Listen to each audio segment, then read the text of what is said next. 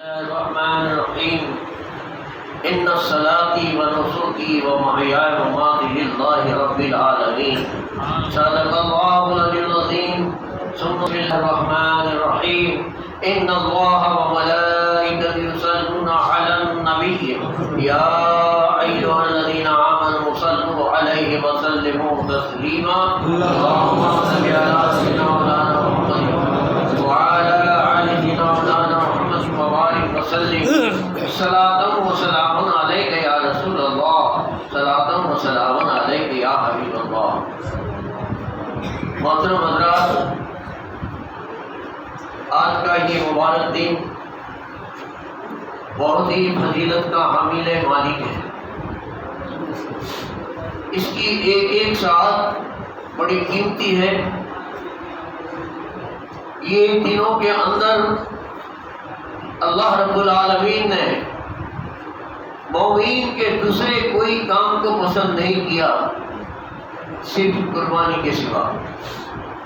اب بتائیے کہ قربانی تبارک و تعالیٰ کے نزدیک اتنا عزیز پیارا عمل ہے کہ آپ دوسرے لاکھ یعنی قرآن ختم کر دو، تسبیحات پڑھ لو، خیر خیرات کر لو، بے شک وہ اچھے کام ہیں، لیکن ایام نحر یعنی 10ویں ذی الحج، 11 ذی الحج اور 12 ذی الحج، ان 3 دنوں کے اندر رب تبارک و تعالیٰ کے نزدیک اگر کوئی اچھا عمل ہے تو قربانی ہے۔ قربانی لفظ قرب سے ہے۔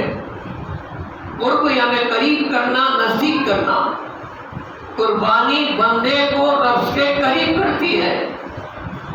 قربانی کے معنی یہ ہوتا ہے کہ اللہ تعالیٰ کے نزدیک پہنچنا، اس کے سمیپ ہونا، اس کے قریب پہنچنا، اس کے نزدیک پہنچنا۔ یہ ایسا عمل ہے جو رب کے قریب لے جاتا ہے، خدا کے قریب لے جاتا ہے۔ اور اللہ کے پیارے رسول، ہمارے تمہارے سب کے آقا، سرور کائنات، فخر موجودات، حضور احمد مجتبی محمد مصطفیٰ صلی اللہ علیہ وسلم کا فرمان عالی شان یہ ہے میرے بزرگوں اور دوستوں کہ رب تبارک و تعالیٰ کے نزدیک یہ مبارک دن اتنے پیارے ہیں۔ اس کے اندر ایام تشریق ہے، اس کے اندر ایام نحر ہے۔ ایام تشریق 9ویں ذی الحج سے شروع ہوتا ہے، 13 کی عصر کو ختم ہوتا ہے، اور ایام نحر یہ 3 دن ہیں، 10، 11، 12۔ 10ویں کو عید، 11، 12 اور 13، یہ 4 دن میں بندے کو اللہ تبارک و تعالیٰ اپنے طرف سے خصوصی اس کی مہمانی کرتا ہے۔ اور حکم یہ ہے کہ ان دنوں میں اگر بندے نے روزہ رکھا تو روزہ حرام ہے۔ یہ 4 دن 10، 11، 12 اور 13 ذی الحج اور رمضان کی عید الفطر، یہ 5 دن سال کے اندر روزہ رکھنا حرام ہے۔ کیا ہے؟ روزہ رکھنا حرام ہے۔ کچھ لوگ مسئلے کو نہیں سمجھتے تو کیا کہتے ہیں عید بقرعید کا روزہ رکھنے کا ہے۔ ارے نادانوں، اس کا تو روزہ حرام ہے۔ ہاں، بہتر یہ ہے، ہمارے آقا نے یہ فرمایا ہے کہ بہتر یہ ہے کہ تم اگر عید ہے، رمضان عید ہے، عید الفطر ہے، تو کچھ کھا پی کر، ہو سکے تو کھجوریں کھا کر، پھر خرما پی کر، میٹھی چیز کھا کر عید کی نماز کے لیے جاؤ۔ اور بقری عید کے لیے یہ حکم ہے کہ ہو سکے تو بعد نماز فجر سے کھانا پینا چھوڑ دو۔ روزہ نہیں ہے، روزہ نہیں ہے، اس کو روزہ کہنا گناہ ہے۔ اور کھانا پینا چھوڑ دو تب تک کہ عید کی نماز کے بعد کھاؤ، اور اگر ہے ہو سکتا ہے تو قربانی کے گوشت کو پہلے کھاؤ۔ بزرگوں دوستوں، تو ہو سکے اتنا بعد نماز کے جلدی سے قربانی کرنی چاہیے۔ اور جن لوگوں پر اللہ تبارک تعالیٰ نے قربانی کو واجب کر دیا ہے، انہیں بہتر عمل اللہ کے نزدیک یہ ہے کہ اس اللہ کی راہ کے اندر اس کی راہ میں خون بہا جائے اور تمہاری نیتوں کو اللہ تعالیٰ دیکھتا ہے کہ قربانی کہ جانور کے گلے سے چری رکھنے سے خون کا قطرہ زمین پر گرے اس سے پہلے مولا قربانی کو قبول فرماتا ہے۔ زمین پر گرنے سے پہلے رب تبارک تعالیٰ اسے قبول فرما لیتا ہے۔ یعنی یہ تمہارے ارادوں کو دیکھتا ہے، یہ تمہاری نیتوں کو دیکھتا ہے۔ میرے بزرگ اور دوستوں، تو نیت کیسی ہونی چاہیے؟ قرآن مجید میں اللہ تعالیٰ نے تعلیم فرمائی ہے، ان صلاتی و نسکی و محیای و مماتی للہ رب العالمین، کہ بے شک میری نماز، میری قربانی، میری زندگی، میری موت اس اللہ تعالیٰ کے لیے ہے جو تمام جہانوں کا رب ہے، یعنی پالنہار ہے۔ یہ ارادہ ہے، یہ ایک نیت ہے کہ ہماری نماز کس کے لیے؟ اللہ کے لیے۔ ہماری قربانی کس کے لیے؟ اللہ کے لیے۔ ان الصلاتی و نسکی و محیای و مماتی، حیات اور موت دونوں رب کے لیے ہے۔ تو اب سب کچھ رب کا ہو گیا، زندگی اس کی ہو گئی، موت اس کی ہو گئی، نماز یعنی عبادت اس کی ہو گئی، قربانی اس کی ہو گئی، تو بندہ یہ سب تیرا ہے تو تو بھی اس کا ہو جا، تو بھی اس کا ہو جا۔ یہ سب تو کچھ تیرا نہیں ہے۔ نماز رب کے لیے، قربانی رب کے لیے، زندگی حیات رب کے لیے، موت رب کے لیے ہے۔ تو ایک مومن کی شان یہ بتاتی ہے کہ ہر عمل سے پہلے ہمارے یہاں پر نیت کی جاتی ہے۔ وضو کرنے سے پہلے وضو کی نیت کرو، غسل کرنے سے پہلے غسل کی نیت کرو، نماز پڑھنے سے پہلے نماز کی نیت کرو، روزہ رکھنے سے پہلے روزے کی نیت کرو، عمرہ کرنے سے پہلے عمرہ کی نیت کرو، حج کرنے سے پہلے حج کی نیت کرو۔ ہر عبادت سے پہلے نیت کی جاتی ہے۔ نیت کس کو کہتے ہیں؟ دل کے ارادے کا نام نیت ہے۔ ہمارے دل کا جو ارادہ ہے اس کا نام نیت ہے۔ تو دل کا ارادہ کیسا ہونا چاہیے؟ صرف زبانی نہیں، دل سے کرو، اور جب نیت کے ساتھ کام کیا جاتا ہے تو کام مکمل ہو جاتا ہے، کام مکمل ہو جاتا ہے، پریپورن ہو جاتا ہے۔ میرے بزرگوں دوستوں، کہ ہم نے ابھی نیت کی، ہمارے مولانا صاحب نے آپ کو 3-4 بار سکھایا کہ کون سی نماز پڑھنے آ رہے ہیں، کس طریقے سے پڑھنی ہے، کس کے لیے پڑھنی ہے، کہ بھئی یہ واجب ہے، 2 رکعت ہے، 6 جائز تکبیروں کے ساتھ ہے، اور اللہ کے واسطے ہے، پیچھے اس امام کے ہے۔ یہ نیت کر لی تو ہمارے دل کے اندر ایک چیز پیدا ہو گئی کہ ہم عید کی نماز پڑھ رہے ہیں، ہم عید اضحیٰ پڑھ رہے ہیں، ہم عید الفطر پڑھ رہے ہیں، ہم عید جمعہ پڑھ رہے ہیں، ہم عشاء پڑھ رہے ہیں، فجر پڑھ رہے ہیں، ظہر پڑھ رہے ہیں۔ کون سی نماز ہے؟ فرض ہے، واجب ہے، سنت ہے، نفل ہے۔ یہ ارادہ بندہ کر لیتا ہے دل سے تو نماز میں دل لگتا ہے، زبان سے کرتا ہے تو نماز میں دل نہیں لگتا۔ نماز میں دل لگانے کے لیے تو ارادہ بھی دل سے کر، ارادہ بھی دل سے کر۔ ہم نماز پڑھ لی ہے، رکعت باندھ دی تھی، کہہ دیا زبان سے اتنی رکعت کے پیچھے، اور دل تو باولے کی بازار میں پھرتا ہے۔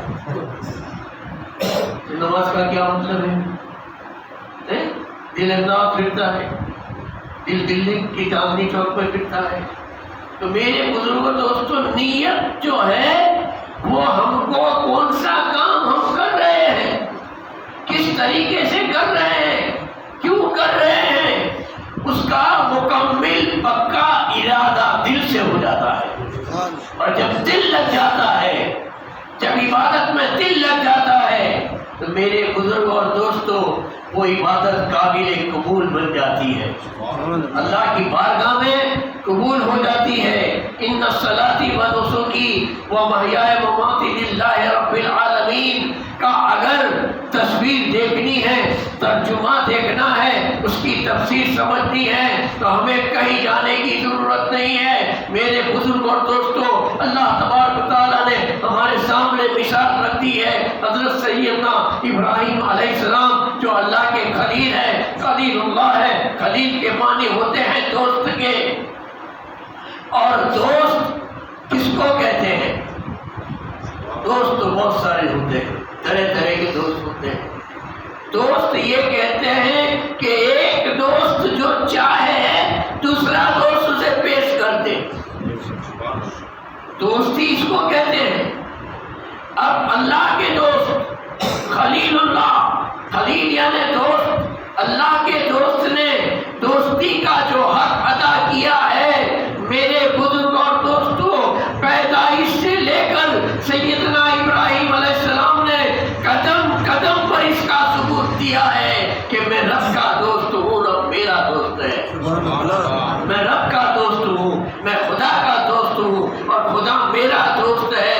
دنیا والے تو دنیا والے، ارے یہاں تک کہ فرشتوں کو بھی حیرت ہو گئی، فرشتوں کو بھی حیرت ہو گئی، اور ایسا امتحان 1,24,000 انبیاء میں کسی نے نہیں دیا جیسا امتحان سیدنا ابراہیم علیہ السلام نے دیا ہے۔ ان صلاتی و نسکی و محیای مماتی للہ رب العالمین، آپ کہہ رہے ہیں ابراہیم علیہ السلام کے الفاظ ہیں کہ میری نماز اللہ کے لیے، میری قربانی اللہ کے لیے، میری زندگی اللہ کے لیے، میری موت اللہ کے لیے۔ کون سا اللہ؟ للہ رب العالمین، جو تمام جہانوں کا رب ہے، اس اللہ کے لیے، اس اللہ کے لیے، اس اللہ کے لیے جو تمام جہانوں کا رب ہے، اس کے لیے۔ بزرگ اور دوستوں، نمرود نے آپ کو آگ میں ڈالا، دیکھو امتحان چل رہا ہے، امتحان چل رہا ہے۔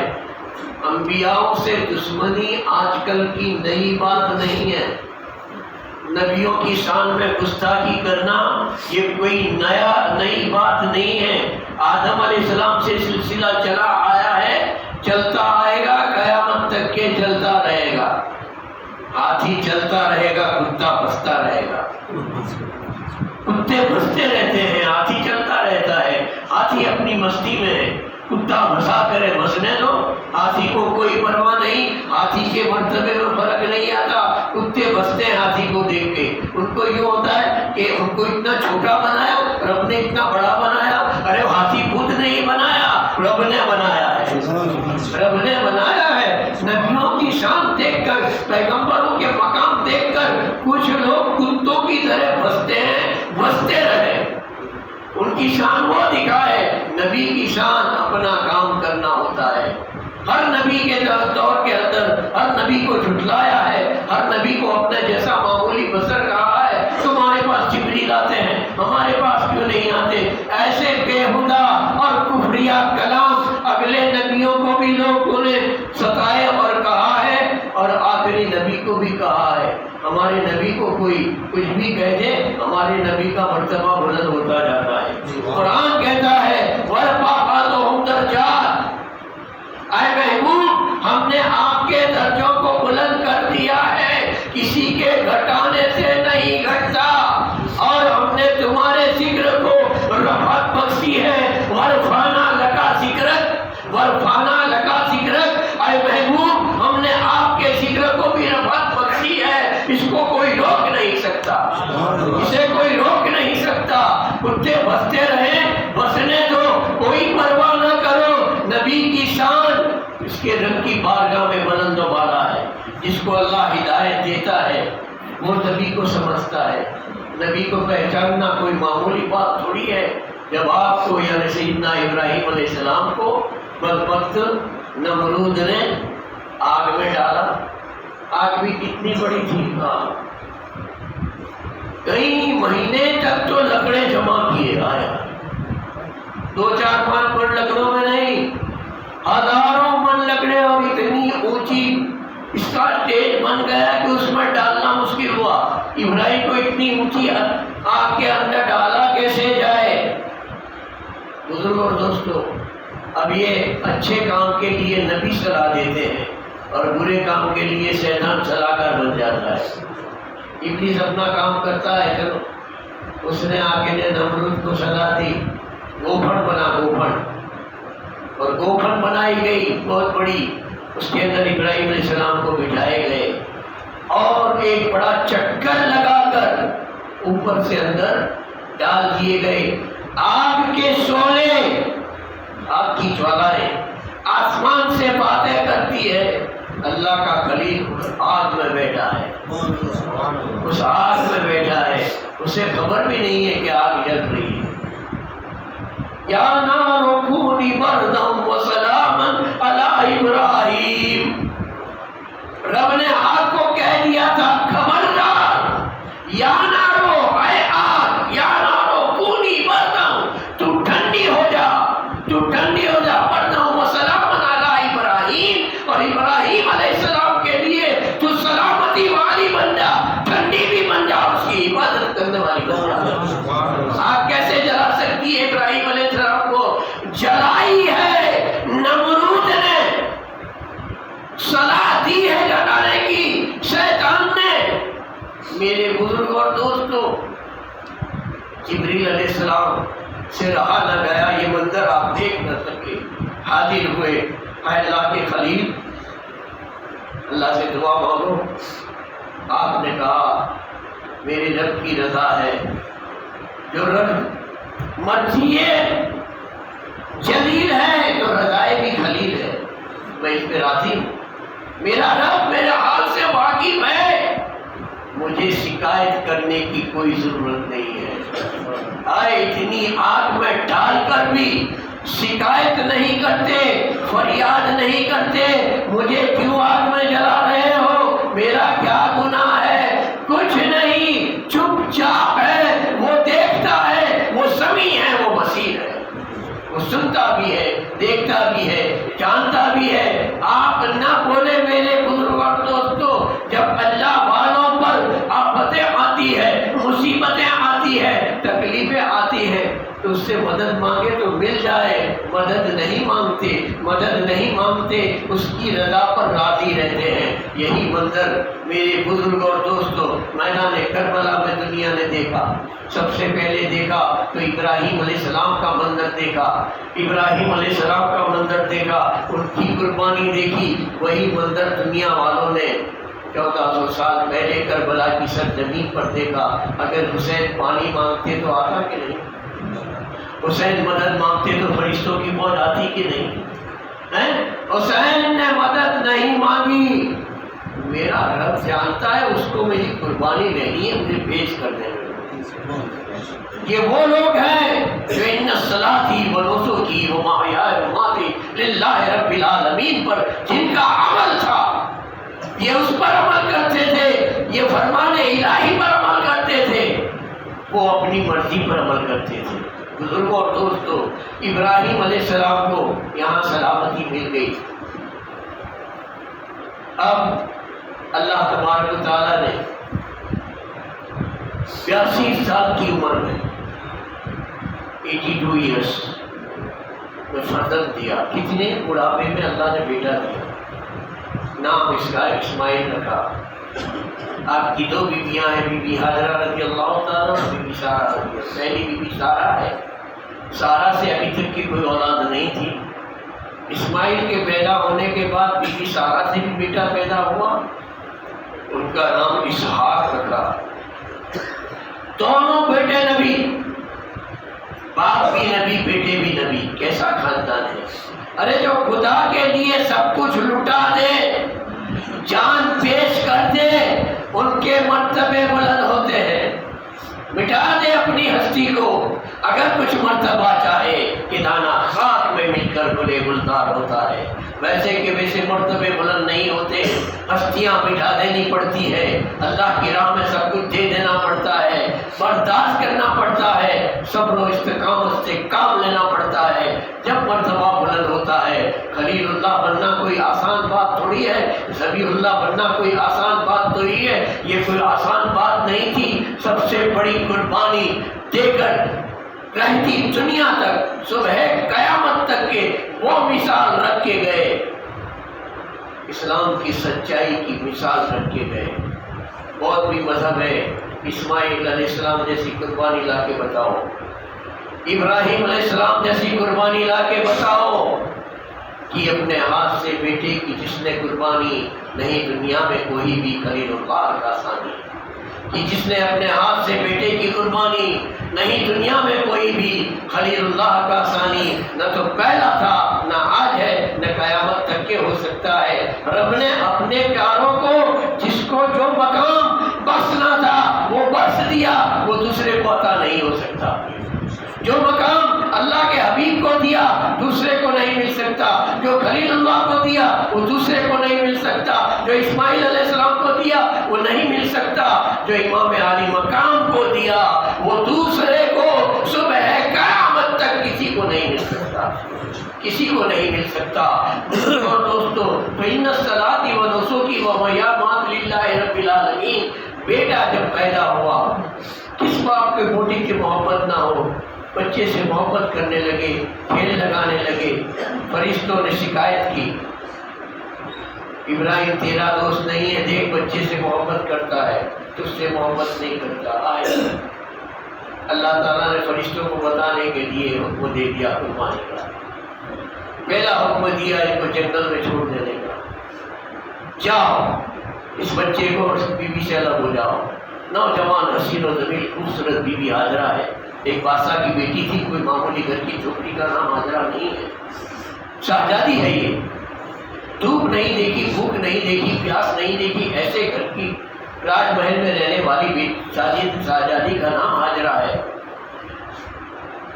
ان کو اور سیر کھار بچے حضرت اسماعیل کو آپ بیابان جنگل میں چھوڑ جاتے ہیں، پیچھے مڑ کے دیکھتے نہیں ہیں، تھوڑے دن کا کھانا دے دیا، تھوڑے دن کا پانی دے دیا، ایسی چٹیل میدان جہاں پانی کا نام و نشان نہیں، جہاں کوئی درخت نہیں، سوکھے پتھر کے پہاڑ اور ریت کا رن ہے، وہاں چھوڑ کے جاتے ہیں، پیچھے مڑ کے نہیں دیکھتے۔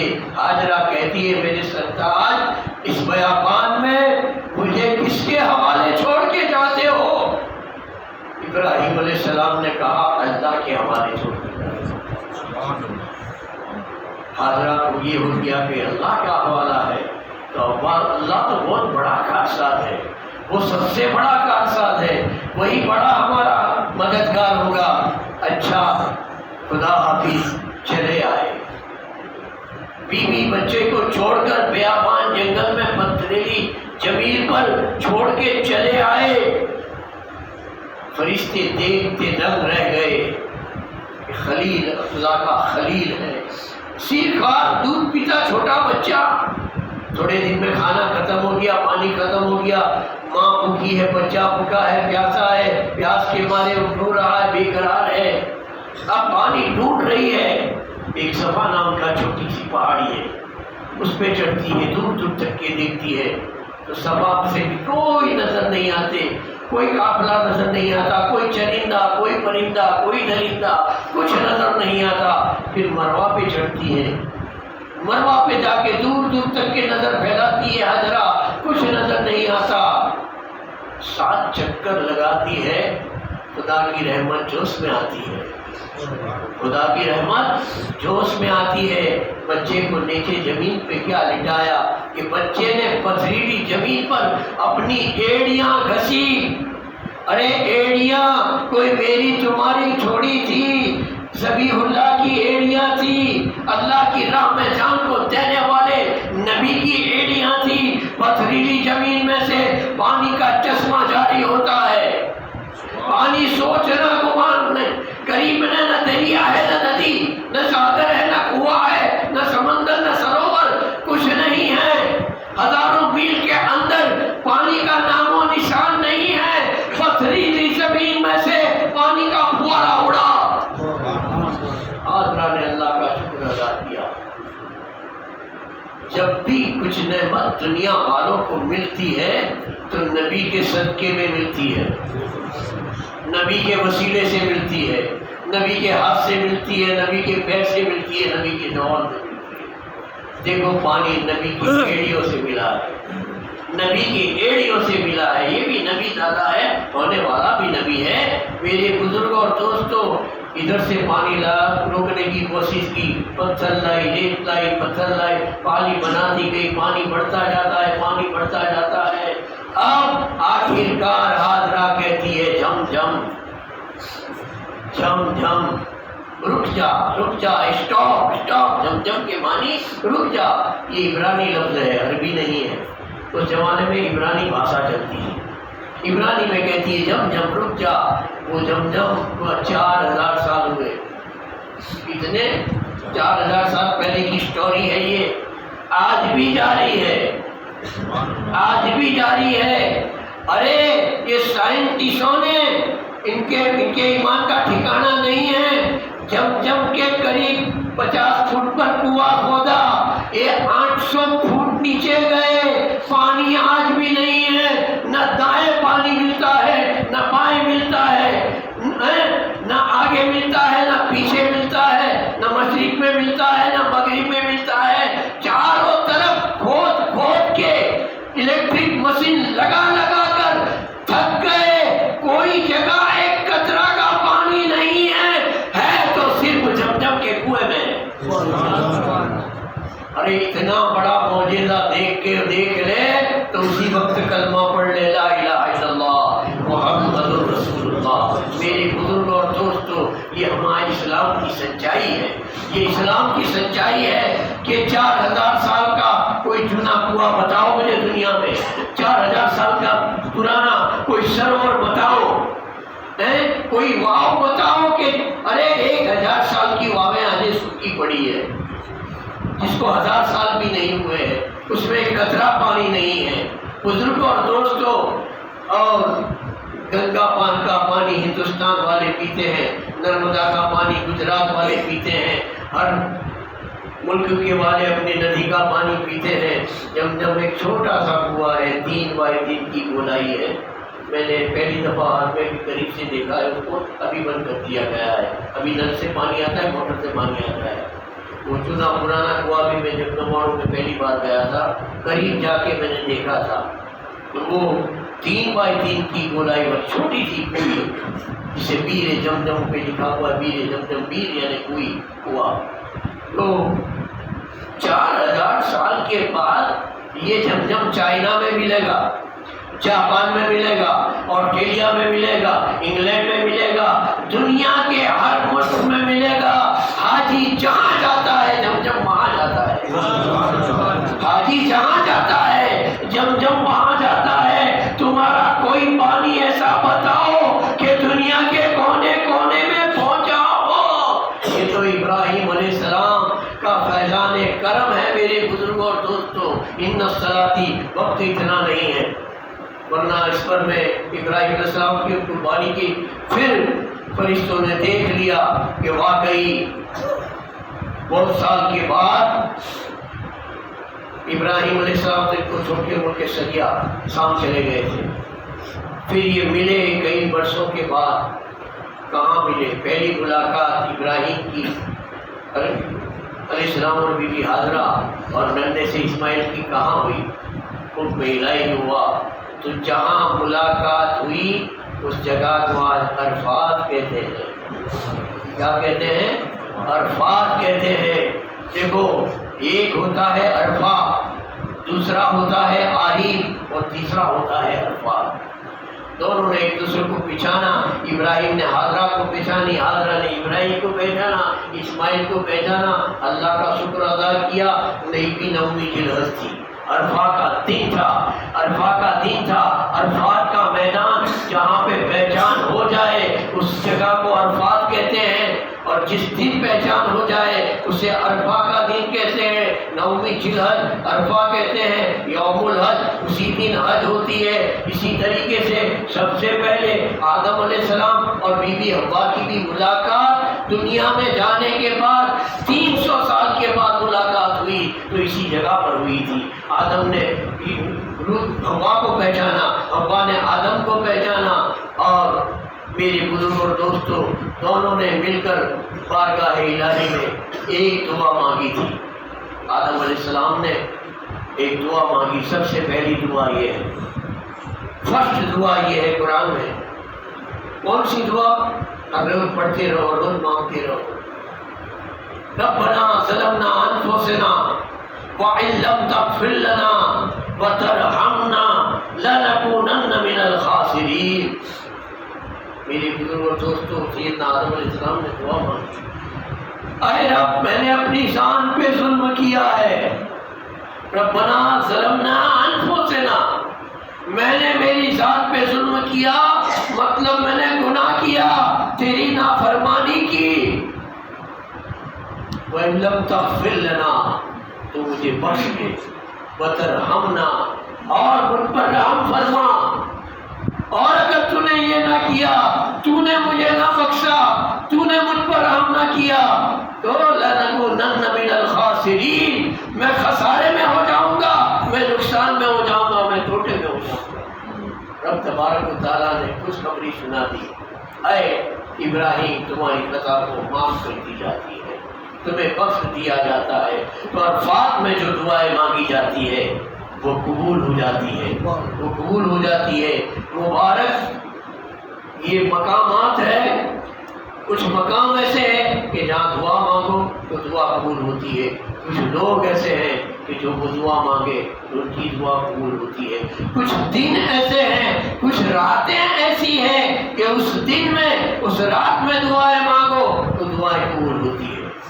تو اصل بات یہ تھی کہ ان الصلاۃ ونسکی ومحیائی ومماتی للہ رب العالمین، کہ بے شک میری نماز، میری قربانی، میری زندگی، میری موت اللہ کے لیے ہے۔ یہ ساری نیتوں کی مین نیت ہے، ساری نیتوں کی نیت یہ نیت ہے کہ ہمارا ہر عمل اللہ کی رضا کے لیے ہونا چاہیے، ہمارا ہر کام اللہ کی خوشنودی کے لیے ہونا چاہیے، نام بری کے لیے نہیں، دکھاوا کے لیے نہیں، سو بازی کے لیے نہیں، رب کی رضا کے لیے اچھے کام کر لیے جائیں۔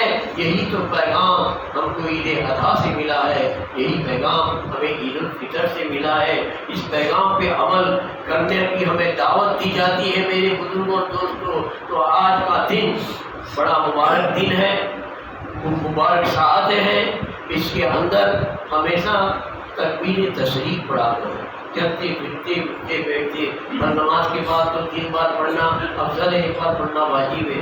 اور کیا ہے تکبیر تشریف؟ اللہ اکبر، اللہ اکبر، لا الہ الا اللہ، اللہ اکبر، اللہ اکبر وللہ الحمد۔ یہ 3 جملے ہیں۔ پہلا جملہ ہے اللہ اکبر، اللہ اکبر، دوسرا جملہ ہے لا الہ الا اللہ واللہ اکبر، تیسرا جملہ ہے اللہ اکبر وللہ الحمد۔ جب ابراہیم علیہ السلام نے اپنے لگتے جگر کے گردن پر چھری رکھی تو کہا اللہ اکبر، اللہ اکبر، اللہ سب سے بڑا ہے، اللہ سب سے بڑا ہے۔ تو سونے والا بچہ جس نے گردن پیش کی کیا کہتا ہے؟ لا الہ الا اللہ واللہ اکبر۔ اسماعیل نے کہا لا الہ الا اللہ واللہ اکبر، کہ نہیں ہے کوئی معبود سوائے اللہ کے، اللہ سب سے بڑا ہے۔ بس یہ منظر دیکھا تو فرشتے پکار اٹھے، اللہ اکبر وللہ الحمد، اللہ اکبر وللہ الحمد، اللہ سب سے بڑا ہے اور تمام تعریفیں اس اللہ کے لیے ہے، وللہ الحمد، اللہ کے لیے تمام تعریفیں ہیں۔ میرے بزرگوں اور دوستوں، رب تبارک و تعالیٰ کی بارگاہ میں دعا کریں کہ مولا تعالیٰ ہمیں تعلیم ملت ابراہیم پر عمل کرنے کی توفیق عطا فرمائے۔ ہمارے آقا صلی اللہ علیہ وسلم سے پوچھا گیا تھا یا رسول اللہ آپ کس کی ملت پر ہے؟ تو رسول اللہ نے فرمایا میں ابراہیم میرے دادا کی ملت پر ہوں،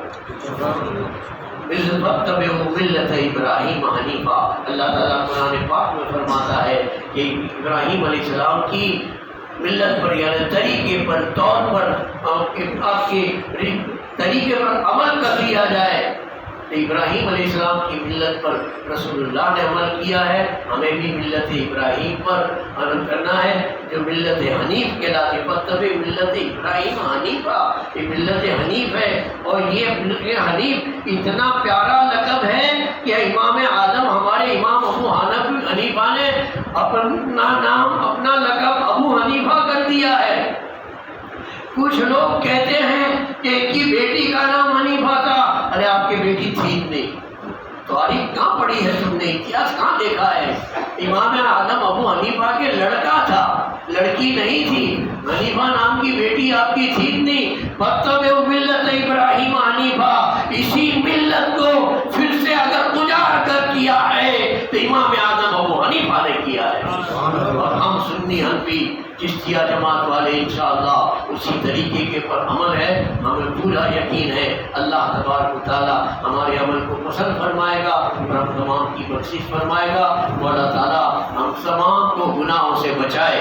مولا تعالیٰ کی بارگاہ میں دعا کرے رب کریم ہمیں ابراہیم علیہ السلام، اسماعیل علیہ السلام کے جیسا ایمان پیدا کرنے کی توفیق عطا فرمائے۔ پروردگار عالم ہمیں قربانیاں دینے کی نیک توفیق عطا فرمائے۔ اللہ تبارک و تعالیٰ ہمیں ہر گناہ، بےہودہ کام، برے کام، حرام کاموں سے بچائے۔ اللہ تبارک و تعالیٰ ہمیں اس کے پیارے حبیب کی سنتوں والی زندگی عطا فرمائے۔ اللہ تبارک و تعالیٰ ہمارے بیماروں کو شفائے کلی عطا فرمائے، ہمارے بے اولادوں کو صالح نیک اچھی اولاد عطا فرمائے، بے کاروبار کو کاروبار عطا فرمائے، روزیوں میں برکتیں عطا فرمائے، کاروبار میں کھیتی باڑی میں ترقی عطا فرمائے، دین کی تعلیم، دنیا کی تعلیم حاصل کرنے کی توفیق عطا فرمائے، اس پر عمل کرنے کی توفیق عطا فرمائے، بڑوں کا ادب کرنے کی توفیق عطا فرمائے، چھوٹوں پر شفقت رکھنے کی توفیق عطا فرمائے۔ مولا کریم تیرے محبوب حضور آقائے دو جہاں محمد رسول اللہ صلی اللہ علیہ وسلم کی نازل پاک کے صدقے میں ہماری دعاؤں کو قبول فرمائے۔ ان اللہ لا یصلون علی النبی یا ایھا الذین آمنوا صلوا علیہ وسلموا تسلیما۔ سبحان ربک رب العزۃ عما یصفون، وسلام علی المرسلین۔